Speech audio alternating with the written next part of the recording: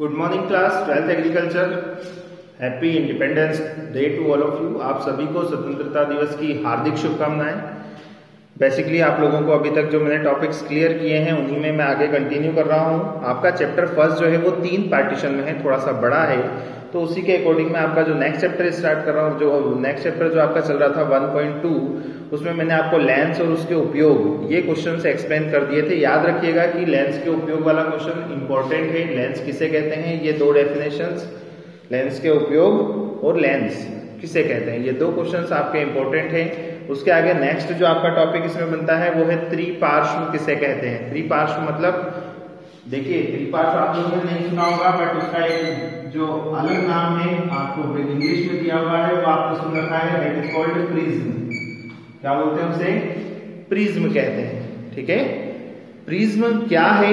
एक समांगी पारदर्शी माध्यम। जो हमने लेंस में पढ़ा था वही लाइन यहाँ भी है कि प्रिज्म एक समांगी पारदर्शी माध्यम है, बट डिफरेंस क्या है कि उधर वक्र पृष्ठ थे, यहाँ पर 2 समतल पृष्ठ होते हैं जो घिरे रहते हैं, तीसरे से ढके हुए रहते हैं। तो कुछ इस तरीके से दिखाई देने वाला डायग्राम क्या कहलाता है? प्रिज्म। ठीक है, इसकी जो लाइन होती है जिसे हम कहते हैं कोर। कोर क्या है? बेसिकली पृष्ठों के जो अपवर्तक पृष्ठ है और जिस रेखा पर ये मिल रहे हैं, इस रेखा को हम कोर बोलते हैं। ठीक है, तो आपको जब डेफिनेशन आती है त्रिपार्श्व किसे कहते हैं या प्रिज्म किसे कहते हैं, तो आपको ये लिखना होगा कि त्रिपार्श्व या प्रिज्म एक समांगी पारदर्शी माध्यम है जो 2 समतल पृष्ठों से घिरा रहता है, और जिस तल पर ये घिरा है उस लाइन को हम कोर कहते हैं। ठीक है, और प्रिज्म से जब कोई, हमने वर्ण विक्षेपण पढ़ा था, वही चीज यहाँ भी लिखेंगे कि जो प्रिज्म से जब कोई श्वेत प्रकाश किरण गुजरती है तो पर अपवर्तन के बाद वह अपने 7 अलग अलग रंगों में, घटकों में विभाजित हो जाती, बढ़ जाती है। ठीक है, इसी को हम प्रकाश का वर्ण विक्षेपण भी कहते हैं। तो हम उसे इस डेफिनेशन में ऐड कर सकते हैं, लेकिन ये लिखना जरूरी है कि ये कैसा माध्यम है और इसमें क्या होता है। ठीक, ये 2 मार्क्स का क्वेश्चन कंप्लीट होता है। इसके बाद इसी में आपको प्रकाश के वर्ण विक्षेपण को समझाया है कि प्रिज्म में प्रकाश का वर्ण विक्षेपण कैसे होता है। आपको याद होगा जब पहले समझाया था तो इस एज का मतलब था स्लिट, जिससे होकर लाइट का जो लाइट है, श्वेत प्रकाश है, वो प्रिज्म पर आकर टकराता है। ठीक है, जब ये प्रिज्म से आकर टकराता है तो हमने पहले पढ़ा था अपवर्तन की क्रिया में कि एक लंबवत तल होता है जिस पर प्रकाश किरण आती है और टकराकर अपने अभिलंब की ओर झुक जाती है, या दूर हटती है, पास आ जाती है, जो भी है। तो ये माध्यम बदलने पर प्रकाश की किरण के साथ ऐसा होता है। तो जैसे ही यहाँ पर माध्यम बदला तो प्रकाश किरण अपने अभिलंब की ओर झुक गई। अब अभिलंब कैसे पता लगाएंगे? तो अभिलंब, ये लाइट आ रही है, यहाँ पर जो NQ नाम का बना हुआ है वो एक अभिलंब है, जिसके अभिलंब की ओर झुकती हुई ये आपको लाइन दिखाई देगी। ठीक है, पर ये बेसिकली 3 रंगों में की लाइनों में विभक्त हो रही है, 3 कलर में, जिसे हम RYB, बेसिकली टोटल कितने कलर होते हैं? 7। मैंने यहाँ पर सिर्फ 3 दिए हैं ताकि इसको एक्सप्लेन कर सकूं। तो जब रेड, येलो और वॉयलेट, लाल, पीला और बैंगनी, ठीक है, इन तीनों कलर्स के बारे में बात करें, और भी कलर्स हैं जो इसी तरीके से डिवाइड होते हैं। तो जब इसे आगे की तरफ बढ़ाते हैं तो ये लाइट अपने स्थान से कहां चली जाती है? अभिलंब की ओर झुक जाती है, और ये दूसरा जो तल है, एक तल से तो अंदर आई थी और दूसरे तल से जब निकलती है तो ये इसके साथ डेल्टा नाम का एंगल बनाती है। किस नाम का? डेल्टा। इस तरीके से बनाते हैं इसको। ठीक है, तो डेल्टा नाम का एंगल बनाती है। तो जिस रे ने, जिस प्रकाश के अलग अलग रंग हैं, तो अलग अलग रंग अलग अलग एंगल पर बनता है। ठीक है, अलग अलग कोण पर बनता है। तो ये जो कोण है उसे हमने डेल्टा नाम दिया। क्या नाम दिया? डेल्टा। जब ये डेल्टा लाल कलर के लिए होगा तो इसे डेल्टा R लिखेंगे, डेल्टा येलो कलर के लिए होगा तो डेल्टा Y लिखेंगे, बैंगनी के लिए होगा तो डेल्टा B लिखेंगे। ठीक है, तो अलग अलग कलर के एंगल को हम अलग अलग नाम देते हैं, और इन तीनों एंगल्स को मैंने यहाँ बना रखा है, पहला यहाँ पर, दूसरा और ये तीसरा। ठीक, ये तीनों कलर्स इस तल से अलग अलग एंगल बनाते हैं, इसीलिए ये कलर अलग अलग भागों में दिखाई देते हैं, क्योंकि ये एक अलग एंगल पर घूम जाते हैं, पलट जाते हैं। ठीक है, इस तरीके से एक प्रिज्म में ये एंगल बनते हैं। बेसिकली ये एंगल कैसे बन रहे हैं, पहला ये जो यहाँ से जो बन रहा है इससे 1, ये 2 और ये 3, इस तरीके से तीनों एंगल बनते हैं। इन तीनों एंगल के कारण ही, तीनों नहीं सॉरी, इसके जो सारे जो कलर्स हैं उन सभी के अलग अलग एंगल बनते हैं। तो इन सारे एंगल के कारण ही ये कलर अलग अलग भाग में दिखाई देने लगता है। ठीक, अब इसी के बारे में बात करें कि इसको हम जो कलर का अलग अलग दिखना है उसे आपकी बुक में नाम दिया हुआ है वर्णक्रम, मतलब कलर का जो क्रम है वो क्या होता है। तो ये मैं पहले आपको बता चुका हूं कि इसका कलर का क्रम क्या होता है, एक के बाद एक क्या होते हैं। ठीक, उसके हिसाब से इसे दो भागों में बांटा गया है, एक शुद्ध वर्णक्रम और दूसरा अशुद्ध वर्णक्रम। ठीक है, शुद्ध वर्णक्रम क्या होगा कि जो भी किरण यहाँ आ रही है वो तल से टकराकर जब अपने रंगों में विभक्त होती है तो उसके जो रंग हैं, अशुद्ध की पहले बात कर रहे हैं कि जो रंगों का विभक्तीकरण है वो एक अलग अलग स्तर पर होता है। तो ये कलर आपस में मिले हुए होते हैं, मतलब उन्हें अलग अलग देख पाना पॉसिबल नहीं होता, उन्हें अलग अलग नहीं देख पाते हैं। जैसे यहां से अगर रेड कलर शुरू हुआ है, ठीक है, यहां पर नारंगी कलर शुरू होता है, तो लाल और नारंगी के बीच में कब कौन सा कलर शुरू हुआ ये कंफर्म नहीं कर पाते, अलग अलग उन रंगों का विभक्तीकरण नहीं हो पाता, तो उसे हम कहते हैं अशुद्ध वर्णक्रम। तो फिर शुद्ध वर्णक्रम क्या होगा, शुद्ध वर्णक्रम में ऊर्जा के स्तर अलग अलग, बिल्कुल अलग अलग दिखाई देते हैं कि यहाँ पर आपका एक कलर खत्म हुआ, यहाँ से दूसरा शुरू हुआ, ये दूसरा यहाँ खत्म हुआ, फिर तीसरा शुरू हुआ, तीसरा यहाँ खत्म हुआ। इस तरीके से अलग अलग कलर को हम बटा हुआ देख पाते हैं। तो दोनों में डिफरेंस समझ में आया। अशुद्ध वर्णक्रम जो होता है उसमें कलर्स का जो स्तर होता है, जो अलग अलग कलर बटे होते हैं वो मिले हुए दिखाई देते हैं, पूरी तरीके से नहीं बट पाते, पूरी तरीके से अलग नहीं होते, वो मिक्स दिखते हैं, मिले हुए दिखाई देते हैं, इसलिए उसे हम अशुद्ध वर्णक्रम बोलते हैं। और शुद्ध वर्णक्रम क्या होगा, जिसमें वो सारे कलर अलग अलग दिखाई देने लगते हैं। आपने इसी का एक उदाहरण इंद्रधनुष देखा है। इंद्रधनुष को जब हम आकाश में देखते हैं तो उसके कलर्स आपस में मिले हुए होते हैं, आप कंफर्मली नहीं बता सकते कि कहां से कौन सा शुरू हुआ है। ठीक है, तो अब अगला जो टॉपिक बचा है आपके इस लेसन का सबसे लास्ट वही है और उसी को एक्सप्लेन कर रहा हूं, इंद्रधनुष। ठीक है, देखा समझे हैं, आज तक सभी ने उसको देखा, खुश हुए, लेकिन ये नहीं समझा कि वो बनता कैसे है। ठीक है, भ्रांतियां फैली हुई है कि यहाँ पर वो उसकी किरणें गिरती है, जहां गिरती है वहां जाओ तो बहुत ज्यादा, बेसिकली उसका कोई एंड पॉइंट होता ही नहीं है। क्यों? क्योंकि ये सिर्फ बारिश की बूंदें हैं जो सिर्फ कलर्स को दिखाती हैं। ठीक है, अब इसमें होता क्या है, इंद्रधनुष को सबसे पहले क्या कहेंगे, तो इसमें लिखा हुआ आपकी बुक में कि यदि कोई व्यक्ति वर्षा के समय या वर्षा के बाद सूर्य की ओर पीठ करके खड़ा हो तो कभी कभी वह बूंदों के मध्य एक रंगीन चाप को देखता है। याद रखना, जब भी इंद्रधनुष बनेगा किधर बनेगा, अगर सूर्य आपके पीछे है, सूरज आपके पीछे है तो इंद्रधनुष सामने बनेगा।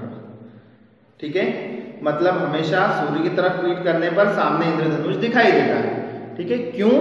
क्योंकि जो सूर्य की किरणें, प्रकाश किरणें उन बूंदों पे गिरती है तभी तो वो बनता है।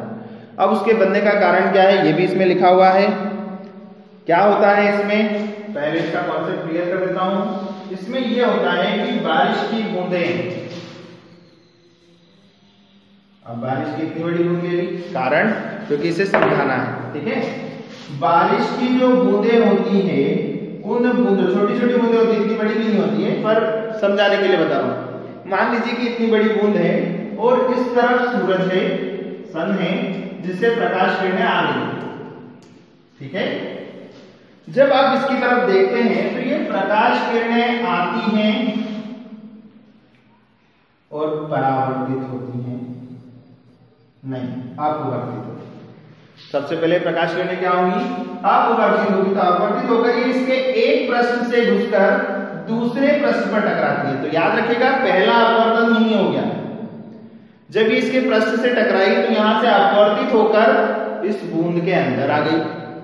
ठीक, अब सोच लो छोटी सी बूंद है बट उसमें कितनी बड़ी प्रोसेस हो रही है। तो ये प्रकाश किरण अंदर पहले पृष्ठ से टकराई, अंदर आ गई। अंदर आने पर जो दूसरा पृष्ठ है, सारी लाइटें ऐसा नहीं करती, उसमें से कुछ किरणें होती हैं, तो जब ये अंदर की तरफ यहाँ आ जाती है तो ये वापस परावर्तित होती है। याद रखिएगा, यहाँ पर क्या हुआ, अपवर्तन, और यहाँ क्या हुआ, परावर्तन।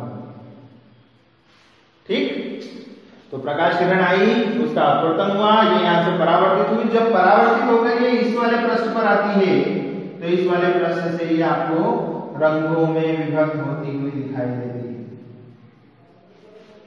ठीक, अब आप बात करें कि रंगों में विभक्त हो गई, कितने रंग है ये, 7 रंग है ना, तो 7 रंगों में आपकी विभक्त हो गई, बेजानी हक बी नाला पढ़ा है आपने। ठीक है, अगर ये 7 रंगों में विभक्त हो गई तो एक बूंद से 7 रंग, तो बहुत सारी बूंदों से भी 7-7 रंग निकलेंगे, तो ये सब मिक्स हो गए, तो फिर तो हमें कलर दिखाई नहीं देना चाहिए। ये कलर कैसे दिखाई देता है, ये कलर दिखाई देता है जब हम बीच में कहीं खड़े हों, और ये प्रकाश जब यहां से टकरा कर गया तो ये हमारी आंखों पर टकराता है। अब याद रखिएगा कि इनमें से एक बूंद से जो निकला वो प्रकाश अलग अलग डायरेक्शन में गया, अलग अलग एंगल में गया, तो अपने आंखों पर सिर्फ एक ही एंगल बनेगा। कितना, 1। तो मान लीजिए कि वो एंगल बना था डेल्टा आर, अभी पढ़ा था ना रेड लाल कलर का, तो एक एंगल बना, तो ये एक बूंद से बना, इसके आसपास की जितनी भी बूंदों का एंगल डेल्टा आर होगा वो सब हमें किस कलर में दिखाई देगी, लाल रंग में दिखाई देगी, रेड कलर में। ठीक है, ये तो एक लेवल की बूंद होगी। अब इस लेवल पे जितनी भी आ रही है वो कैसी होगी, लाल कलर की। तो आपका जो चाप बनता है, वो चाप में एक कलर कौन सा होता है, लाल कलर होता है। ठीक है, इसके बाद फिर जब ऊपर के लेवल की जितनी बूंदें होंगी उनका एंगल डेल्टा और डेल्टा ओ बना ऑरेंज, तो इसके बाद की जितनी भी बूंदें होंगी वो कौन सा कलर दिखाएगी, ऑरेंज कलर दिखाएगी। ठीक है, इसी तरीके से आपका बे जा नी ह पी ना ला मीन्स लाल नारंगी, याद रखना ये नीचे से स्टार्ट होता है, पीला, हरा, नीला, जामुनी और बैंगनी। ये कलर्स, सातों कलर्स की बूंदें आपको अलग अलग दिखाई देने लगती है। ठीक है, समझ में आया अलग अलग क्यों दिख रही है। पहली बात तो कैसे बनी कि बूंद के एक पृष्ठ से टकराकर अपवर्तन हुआ, उसके अंदर प्रकाश किरण गई, टकराकर परावर्तन होता है, परावर्तन के कारण ये किरणें वापस अपने पृष्ठ पर आकर या उसके किसी भी पृष्ठ से होकर जब बाहर निकलती है तो उसके 7 रंगों में विभक्त होती है। उन 7 रंगों में से उस बूंद से हमारी आंखों का जो एंगल बनता है, जो कोण बनता है, वो सिर्फ एक कलर का होता है। तो उसके आसपास की जितनी भी बूंदें उनका जिनका एक ही एंगल होगा वो एक कलर में दिखाई देंगी, तो हमें एक कलर दिखना शुरू होता है। इसीलिए एक के ऊपर एक लेयर, जैसे जैसे ऊपर बढ़ते जाते हैं अलग अलग कलर की लेयर बनती जाती है। एक लेयर में रेड, एक कलर में हरा, एक कलर में पीला, ऐसे अलग अलग कलर। इसलिए इसमें कुछ जो कलर हैं, कुछ एंगल्स जो हैं वो उल्टे सीधे जो मैशअप हो जाते हैं, मिल जाते हैं। इसी कारण सारे कलर हमें इंद्रधनुष में पूरी तरीके से दिखाई नहीं देते, क्योंकि एक अशुद्ध स्पेक्ट्रम है ना।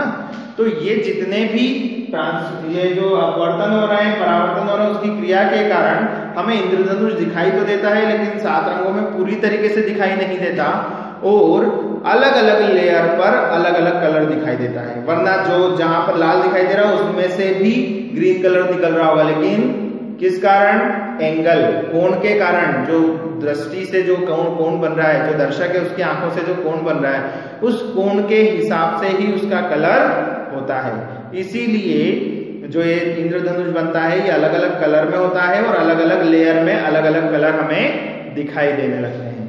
ठीक, यहाँ पर आपका चैप्टर 1.3 खत्म, 1.2 खत्म हो रहा है। यहाँ तक के नोट्स आप लोग प्रिपेयर कर लें, तैयार कर लें। नेक्स्ट आपका जो चैप्टर है 1.3, इसमें से भी 2 नंबर के क्वेश्चंस मेनली आपको सबसे ज्यादा प्रिपेयर करने हैं। 1.2 तक के जितने भी क्वेश्चंस हो चुके हैं आप लोग इनको नोट कर लें। 2 मार्क्स में डेफिनेशन के हिसाब से 2 नंबर से आप इनको नोट करते चले जाएं। ठीक है, जहां भी जरूरत होगी मैं आपको और भी क्वेश्चन, किसी को भी डाउट हो तो उसमें क्वेश्चंस मुझसे पूछ सकते हैं, मैं एक्सप्लेन कर दूंगा। 1.3 जो है आपका प्रकाशिक यंत्र है, मतलब जो आपने लेंस पढ़ा या जो आपने कैमरे देखे हैं जिनमें भी लेंस लगता है, या फिर हमारी खुद की आंखें, फिर दूरदर्शी, सूक्ष्मदर्शी, ये सभी प्रकाशिक यंत्रों में आते हैं। इन सारे प्रकाशिक यंत्रों को मैं आपको नेक्स्ट चैप्टर में एक्सप्लेन करने वाला हूँ। ठीक है, तो तब तक आप लोग 1.2 तक का अपना सिलेबस कंप्लीट रखें। Thank you class.